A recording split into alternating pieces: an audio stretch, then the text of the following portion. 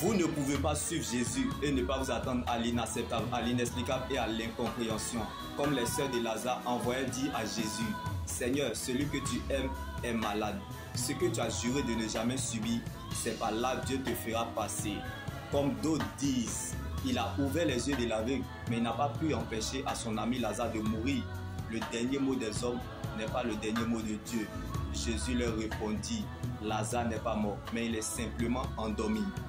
Dieu ne revient pas sur ce qu'il dit. Alors laissez-les regarder la fin du film et vous comprendrez quand Dieu a une promesse sur toi, tu ne peux pas arrêter le message. La situation ne sait pas qu'elle est dans ta vie là, selon Dieu, pour assurer ton avenir. Comme la maladie définissait que Lazare était appelé à marcher avec les grands. Je ne sais comment, quand et par quelle méthode, mais je sais qu'il le fera. Donc, ce n'est pas parce que tu ne vois rien que les choses ne sont pas en train de se faire. Ce n'est pas parce que tu n'as pas encore vu que tu ne vas pas croire. Ce n'est pas parce que tu ne vois pas que ça ne viendra pas. Le problème est de savoir attendre que ça arrive.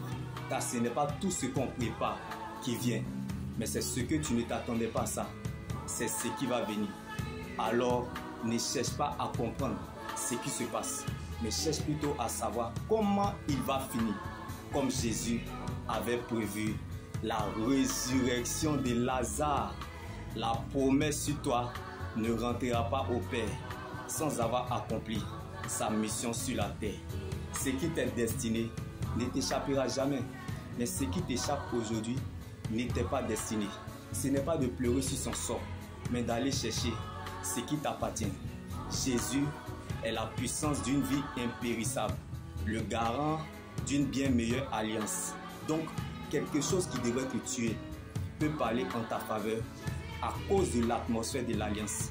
Tu sortiras vainqueur là où personne n'a survécu. Si Lazare a survécu dans la tombe, tu survivras aussi sur la terre.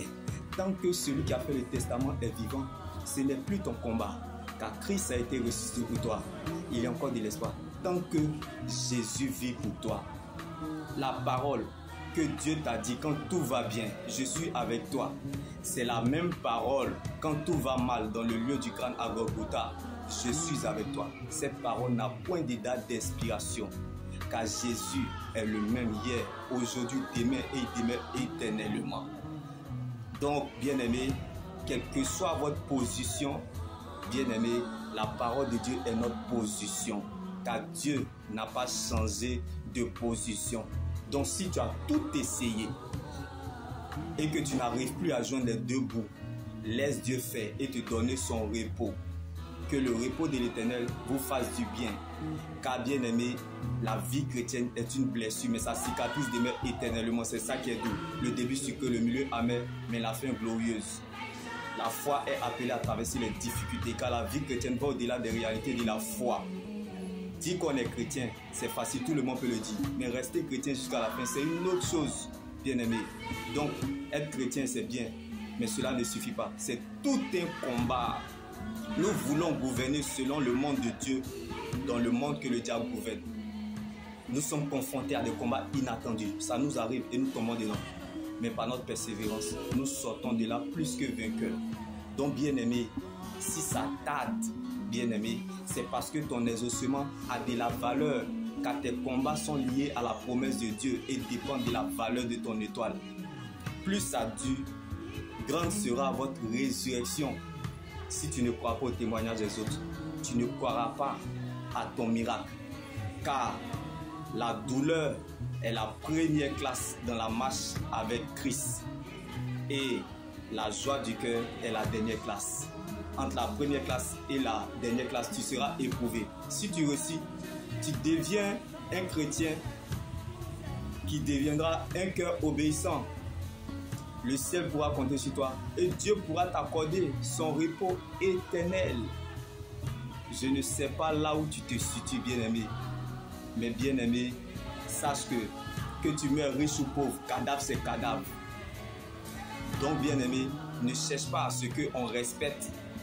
On te respecte, excuse-moi pour le thème. Ne cherche pas à ce qu'on te respecte.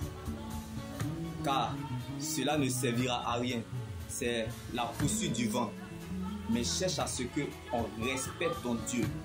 C'est là la plus bonne part. Oui, bien-aimé, vaut mieux prendre une décision qui te fera regretter un tout petit peu mal que de prendre une décision qui te fera regretter toute ta vie. Si Dieu ne vous protège, personne ne peut vous protéger comme Jésus. Donc, vaut mieux mourir que de ne pas accepter Jésus-Christ, qui est la bouche autorisée pour parler de l'éternité. Donc, celui qui a une parole de Dieu prolonge sa vie. Je ne sais pas pour toi, même si tu ne veux plus croire, le ciel croira à ta place. Shalom.